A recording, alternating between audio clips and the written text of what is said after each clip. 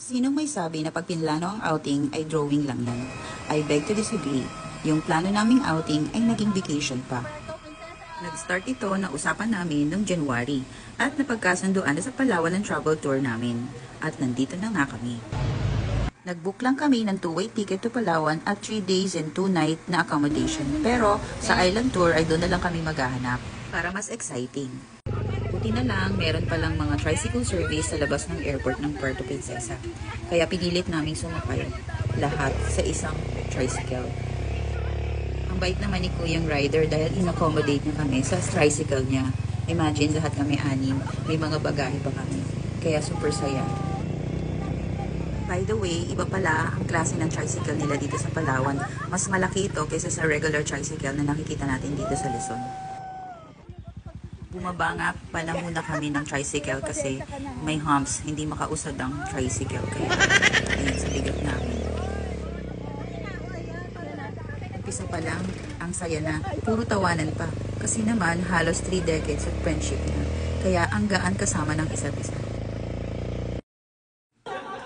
Andito na kami sa travel agency. 4 AM ang flight namin, Manila to Puerto Princesa. So, 6:30 AM, andyan na kami sa travel agency. Nagpapabook ng land transfer to El Nido. Yun kasi ang travel destination namin. Almost 5 hours pala ang land travel. Kaya ang layo, di ba? Kaya eto, nakikipag-deal kami para makahagal pa o makamura pa. So, kumuha kami ng back and forth, land transfer, travel to El Nido, then city tour, at island hopping na din para sa loob ng 3 days and 2 nights stay namin dito. Ilalagay ko na lang sa description below ng video na to ang mga na gastos namin para din magkaroon kayo ng idea kung how much ang total na magagastos ninyo kung sakaling gusto nyo rin magbakasyon dito sa Palawan, sa El Nido, Palawan.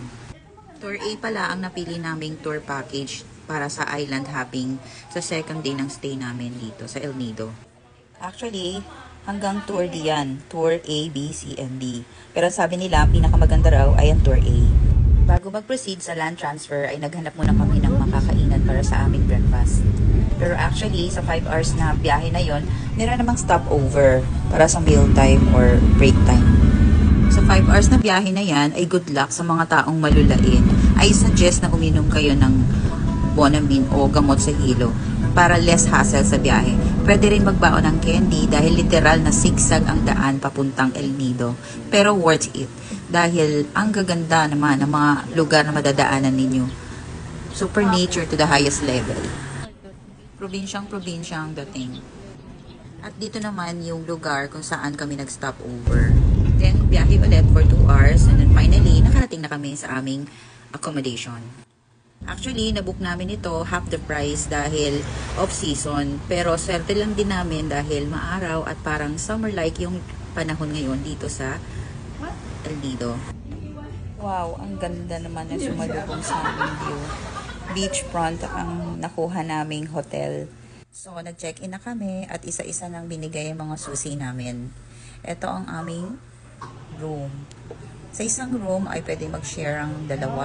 Sa 3 room ang kinuha namin na may beachfront view. O, diba? Ang ganda niya. Super malinis aircon at may sariling CR. Sa room na to ay share kami ng aking sisterette. Wow! Ito yung view mo pagising mo sa umaga. Ang ganda, diba? Super nice. Ito naman yung second room. Meron siyang 2 separate bed. Pero yung sa amin ay nakuha namin na double or queen size bed. Since magkapatid naman kami. Ito naman yung sa mga kaibigan ko na nag-share sila sa isang room. Kapareho din ito nung sa 3rd room na nabook namin. Hindi pa na-open? Meron din siyang beachfront view. At same din sa 3rd room na nabook namin.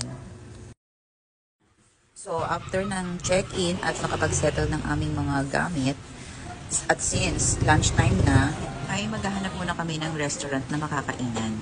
Sakto naman, yung hotel na nabukan namin ay malapit sa mga hotels, establishments, and restaurants. Actually, tabi-tabi nga dito yung mga hotel at inns at mga souvenir stores na din. So, dito na kami sa Wilnags. Nakapagtanghalian. Set menu na yung in-order namin.